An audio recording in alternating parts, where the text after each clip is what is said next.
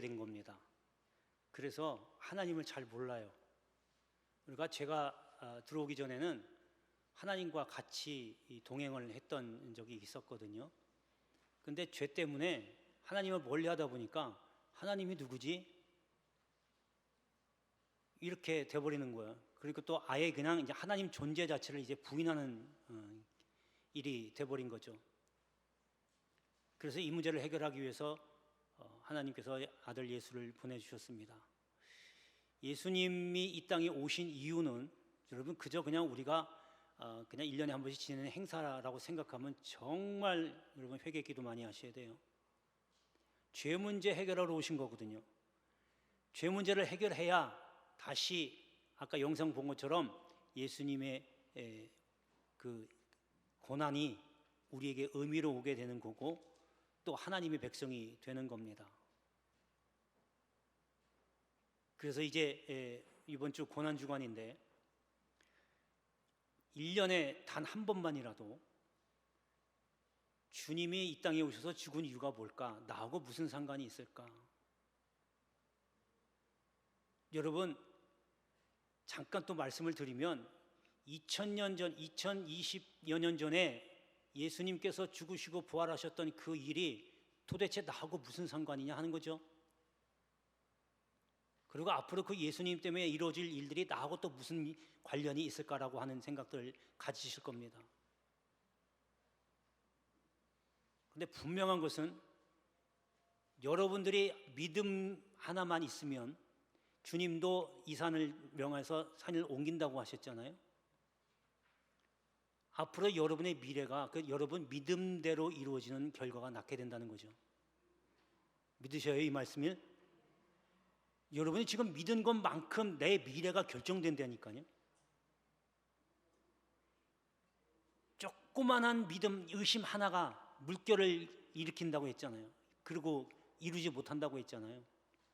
여러분이 지금 갖고 있는 생각 하나 자체가 믿는 것 같고 여러분이 내가 앞으로 그 인생을 그려나가는 거예요. 그렇다면 과거에 있었던 여러분들의 일들도 그 믿음 때문에 현재 내가 있는 겁니다. 그러니까 과거에 예수님이 있었던 그 사건이 그걸 믿는다고 하는 그 믿음이 현재의 나를 만들어 가고 있고 그 믿음을 변치 않는다면 앞으로 있어질 일도 그대로 그 믿음대로 된다는 겁니다. 여러분들의 믿음이 예수님을 믿는 믿음이 없으면 없는 대로 가는 것이고 있으면 있는 대로 그 믿음대로 나중에 결과가 나올 겁니다. 그래서 믿음이 참 중요한 거예요. 예수님께서 이 땅에 오셔서 고난받으시고 죽으신 거 단 한 번의 사건이지만 저나 여러분들에게 인생에 있어서 가장 중요한 사건입니다. 그래서 부활절은요 우리 기독교에만 있는 것이고 또 교회 1년의 행사 중에 가장 큰 행사입니다. 성탄절과 부활절은 우리 명절인 설날과 추석과 그 이상의 것으로 굉장히 중요한 절기입니다. 그래서 여러분 이 고난주간 내일부터 새벽기도 시작하는데 여러분 1년에 단 한 번이에요. 다 나오세요. 나와서 새벽기도 참여하시라고요. 시간이 없어요. 잠을 못 잤어요. 여러분 나중에 주님 오실 때 나도 너 시간 없어가지고 너 누군지 모르겠다 이렇게 하면 뭐라고 대답하실 거예요? 내가 한 만큼 주님 기억하신다니까요. 그게 여러분 믿음이에요. 여러분 믿은 것만큼 하나님이 그걸 보응해 주시는 거예요. 나 다 예수 믿어요. 하나님 잘 믿고요. 여러분 믿는 거는 하나님이 다 잘하세요. 그런데 주님은 뭐라고 그러시냐면 행함 없는 믿음은 죽은 거라고 그랬어요. 여러분 아무리 나 믿음 좋고 믿음 엄마 뱃속부터 있었습니다라고 해도 여러분이 믿음의 그 행함이 없으면 안 믿는 거예요. 하나님 인정 안 해주신다는 거예요. 여러분이 믿음이 있으면 보여주세요. 행동으로 보여주란 말이에요. 내일 새벽 시작합니다. 불편해도 힘들어도 1년에 단 한 번 일주일이에요. 그게 정 힘들다면 성금요일에도 나와서 함께 고난에 동침하세요. 그것이 하나님께 여러분들의 믿음을 보여주는 겁니다. 할렐루야, 할렐루야. 자, 오늘은 시편 119편 161절에서 169절에 있는 말씀으로 고난 당할 때라는 제목으로 말씀을 전하려고 합니다. 여러분, 이스라엘 백성은요, 하나님께서 아브라함을 택하셔서 이스라엘 백성으로 만드셨어요. 그때까지 하나님께서 아브라함에게 약속하셨던 번성의 복을 허락하셔서 애굽 땅, 지금의 이집트에서 430년간을 종살이 했습니다. 얼마나 힘들었겠어요. 그리고 하나님의 은혜로 이제 가나안 땅에 들어가면서 40년간을 광야 생활을 합니다. 사막에서 지내는 거예요. 얼마나 힘들었겠어요. 지금처럼 우리처럼 목마르면 그냥 냉장고에서 꺼내서 물 마시면 되고, 배고프면 냉장고에서 음식 꺼내서 먹으면 돼요. 피곤하면 집에 와서 쉬면 돼요. 그러나 이스라엘 백성은 40년 동안 그런 곳이 단 한 군데도 없었어요. 많이 힘들었어요. 그런데 하나님께서 그 과정을 통과하고 가나안 땅에, 약속하신 가나안 땅에 들어갑니다. 근데 거기서도 고난이 계속되는 거예요. 다윗과 솔로몬 시대를 제외하고 이스라엘이 멸망할 때까지 전부 고난의 연속이었어요. 자, 그러면 한번 살펴봅시다. 애굽에서의 고난, 광야 생활에서의 고난, 약속의 땅 가나안 땅에 들어가서의 고난, 다 고난은 같지만 그 내용은 다릅니다. 여러분, 이집트에서는요 생고생한 거예요. 그러나 사막에서는, 광야에서는 하나님이 함께 하시고 동행하셨음에도 고난을 당한 거예요. 가나안 땅에 들어가서는 하나님께서 야단치시면서 정신 차려라, 내 백성답게 살아라 라고 하나님께서 참고 훈계하시면서 야단쳤던 모습이에요. 그러면요, 이스라엘 역사 전체가 보면 지금까지도 고난의 연속이라는 얘기예요. 이스라엘 백성은 하물며 하나님께서 택하신 이스라엘 백성에게도 그 고난 한두 해도 아니고 수백 년, 수천 년을 지나면서까지 계속 고난을 하나님이 주셨는데, 우리 짧은 인생 100세라고 하는 인생 100세 시대에 살면서 우리는 당연히 고난이 있어야 되는 거죠. 여러분, 고난이 없다라고 하면 여러분 진짜 부활도 없어요. 생명이 없습니다, 여러분. 신앙생활은요 고난생활이라고 하시면 돼요. 거듭 말씀드리지만 편하게 신앙생활 하겠다?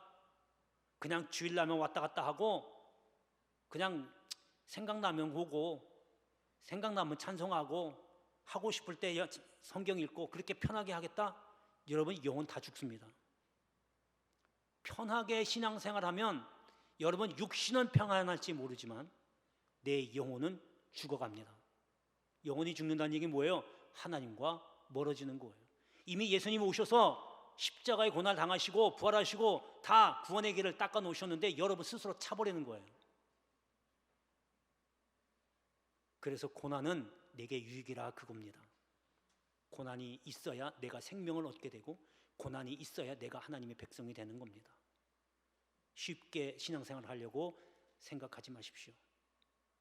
자, 그러면 이렇게 고난 당할 때, 고난 생활을 할 때 우리가 어떻게 생활을 해야 될까? 어떤 생활을 해야 될까 하는 것을 오늘 말씀을 통해서 함께 나누면서 이 한 주간 묵상하기를 축복합니다. 자, 먼저 첫 번째는요, 말씀으로 생활하는 겁니다. 자, 말씀을 그럼 어떻게 생활을 할까? 오늘 본문을 한번 보면요, 111절입니다. 보면 고관들이 거짓으로 나를 핍박하오나 나의 마음은 주의 말씀만 경외합니다. 자, 말씀을 갖고 생활하는데 그 말씀의 생활 첫 번째가 말씀을 경외하는 겁니다. 말씀만 경외하는 겁니다. 오늘 시편 기자는요, 거기 고관들이라고 됩니다. 고관들은요 권력자입니다. 나보다 힘센 사람, 나보다 잘난 사람, 이런 사람들이 여기 거짓으로 나를 핍박했다고 합니다. 거짓이란 말은, 여기서 거짓이란 얘기는 아무런 이유 없이라는 뜻이에요. 영어 성경에는 그렇게 번역을 해놨어요. 그러니까 내가 까닭 없이 지금 고난 핍박받는 거예요. 누구로부터? 나보다 힘센 사람, 권력 있는 사람, 가진 사람으로부터. 그런데 시편 기자는 그에 대해서 어떻게 대응했냐 했더니 주의 말씀만 경외했다.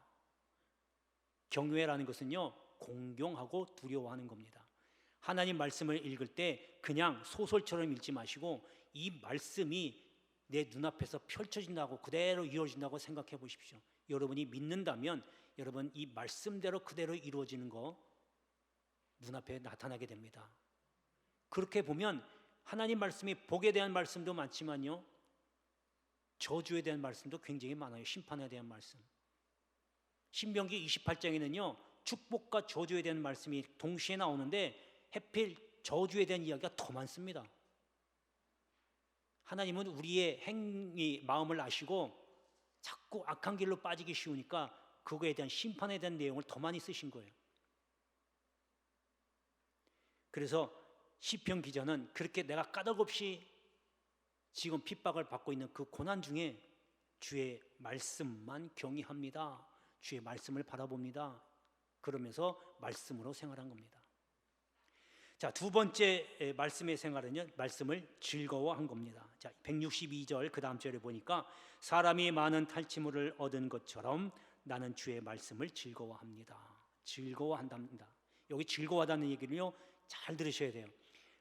영어로 표현하면 rejoice가 있고 enjoy가 있어요. enjoy는 우리 육이 편한 겁니다. rejoice는 내 마음이 즐거워하는 거예요. 똑같이 즐거워하다, 즐기다라는 뜻이지만 내용이 다릅니다. 여기서 즐거워하다는 얘기는 바로 내 마음이 즐거워한다는 뜻이에요. 그러니까 말씀을 보고 기뻐하고 좋아하는 거예요. 쉽게 표현하면 여러분 취미생활이 뭔지 모르겠지만 취미생활을 왜 해요? 내가 좋으니까 하는 거예요. 그 취미생활을 통해서 만족을 느끼고 또 즐거워하는 거예요. 그런데 말씀을 즐거워한다는, 그거는 그 이상이라는 거죠. 내 육신이 기뻐하고 편한 게 아니라 내 마음이 기쁘고 즐거워한다는 겁니다. 그래서 말씀을 즐거워하는 삶, 이것이 고난생활에 있어서 우리의 해야 할 일입니다. 할렐루야. 자, 세 번째 말씀의 생활은요, 말씀을 사랑하는 겁니다. 자, 그 다음 절에 163절에 보면 나는 거짓을 미워하며 싫어하고 주의 율법을 사랑하나이다, 이렇게 기록하고 있습니다. 여러분, 미워할 줄 모르는 사람은요 사랑할 줄도 몰라요. 그러니까 미워할 줄 아는 사람이 사랑을 할 줄 아는 거예요. 근데 오늘 시편 기자이 쓴 걸 보니까 거짓을 미워하니까 그 거짓을 미워하는 것만큼 말씀을 사랑한다, 그거예요. 내가 말씀을 진정 사랑하고 주님을 사랑한다라고 하면 당연히 주님이 싫어하시는 것을 같이 싫어해야 되죠. 맞죠? 그렇다면 주님이 싫어하는 것은 뻔하잖아요. 악을 싫어하잖아요. 악을 미워하잖아요. 당연히 우리가 주님 사랑한다고 고백하면 우리가 주님이 미워하고 싫어하는 악을 미워하고 싫어해야 되는 겁니다. 그런데 우리는 주님 사랑한다고 하면서 그 악을 가까이 하려고 해요. 왜요? 아직도 영적으로 깨어있지 못하고 육적인 것만 자꾸 좋아하고 편한 것을 쫓아가니까 그렇게 되는 거예요. 그래서 좀 전에 제가 말씀드린 것처럼 신앙생활 편하게 한다는 그 얘기는 바로 그겁니다. 자꾸 신앙생활을 육신적으로만 생각하고 육신적으로 접근하려고 하니까 내가 자꾸 편한 것만 찾는 거예요. 그러면 하나님은 멀리하고 악이 내 안에 점점점 가까이 오게 되는 겁니다. 생명이 바로 그겁니다. 생명을 선택할지 심판을 선택할지 여러분들이 선택을 하는 겁니다.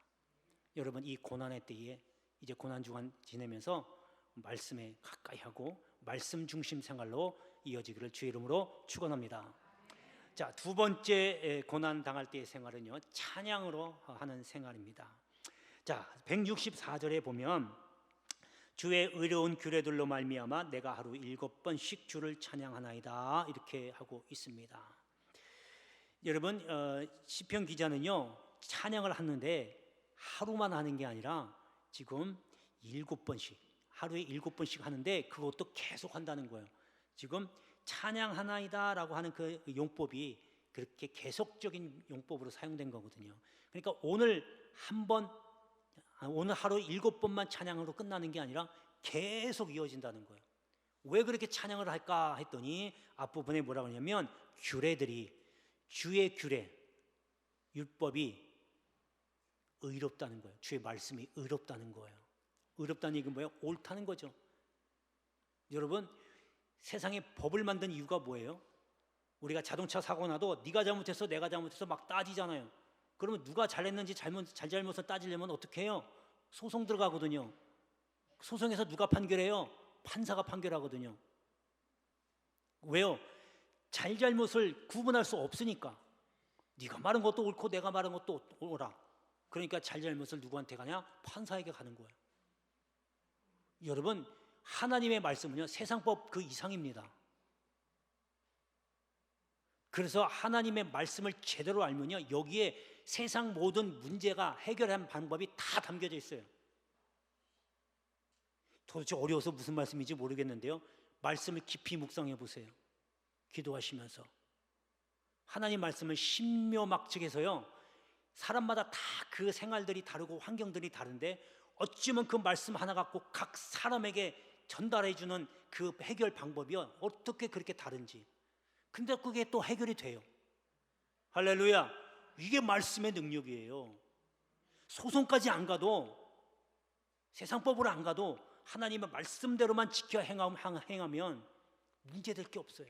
분명히 신명기 28장에 약속한 축복의 중에 하나가, 너희가 내 명령을 따라 지켜 행하면 너희 모든 대적들을 내가 7길로 도망가게 만들겠다는 거예요. 세상에서도 똑같아요. 나를 자꾸 행하려고 하는 그 많은 악한 것들이 하나님께서 흐트러 놓겠다는 거예요. 도망가게 하겠다는 거예요. 대적들로부터 지키게 했다는 거예요. 해결해 주겠다는 거죠. 할렐루야, 할렐루야. 그래서 이것 때문에 시편 기자는 7번씩, 하루 7번씩 계속해서 찬양한다는 거예요. 여러분, 찬양은 능력이 있습니다. 말씀도 능력이지만 찬양은 능력이 더 있어요. 왜냐하면 하나님을 올려드리는 거, 하나님의 영광을 돌리는 거거든요. 그러니까 찬양대 찬양 부를 때도 여러분 그냥 멍하니 우리 찬양대 얼굴만 쳐다보지 마시고 가사를 잘 음미하세요. 묵상하시면서. 그렇게 되면 우리 하나님께서 여러분들에게 이 고난당할 때에 피할 길을 주실 줄 믿습니다. 자, 두 번째 찬양 생활, 두 번째는요, 그 다음 절입니다. 165절에 보면 평안으로 인해 찬양을 하는 겁니다. 거기 보면 주의 법을 사랑하는 자에게는 큰 평안이 있으니 그들에게 장애물이 없으리라, 이렇게 기록하고 있습니다. 여러분, 이 평안을 주신다는 거죠. 주의 법을 사랑하는 자에게. 아까 좀 전에 말씀 사랑하라고 그랬잖아요. 말씀 사랑하면 하나님께서 덤으로 평안 주신답니다. 여러분, 복 중에 많은 복들이 있지만 우리 연무대 교인들은 다른 것도 중요하지만 이 평안의 복 다 누리시기를 바랍니다. 이 평안은요, 세상 그 누가 그 어떤 권력도 뺏어갈 수 없는 거예요. 주님 분명히 입으로 고백하셨거든요. 내가 주는 평안은 세상 것과 같지 아니한다고 하셨어요. 그러니까 몸뚱아리가 편안한 것 찾지 마시고 내 마음이 평안한 걸 찾으시길 축복합니다. 할렐루야. 자, 그 다음에 찬양의 생활 세 번째는요, 그 다음 절에 166절에 나오는 구원으로 인해서 찬양을 하는 겁니다. 자, 여호와여 내가 주의 구원을 바라며 주의 계명들을 행하였나이다. 지금 핍박받고 있어요. 시편 기자는 핍박받고 있는 중에 하나님을 향해서 구원을 바라고 있습니다. 그리고 그것을 믿고 찬양을 하는 거예요. 여러분, 우리가 진짜 고난당할 때, 어려울 때는요, 여길 빨리 벗어나고 싶은 생각이 굴뚝 같지요. 그러기에 우리는 하나님을 바라보는 거예요. 하나님의 구원을 바라보는 겁니다. 하나님, 지금 이렇게 어려운 상황입니다. 이 상황을 넘길 수 있도록 하나님의 구원이 있게 하여 주옵소서라고 지금 바라보는 겁니다. 그러면서 믿고 찬양하는 거예요. 제가 언제 말씀드렸는지 모르지만 청년 때에 제가 감동이 왔던 게, 그분은 늘 주일날만 되면 빠짐없이 예물을 드려요. 우리 몇 분들이 빠짐없이 지금 범사에 감사합니다 예물 드리잖아요.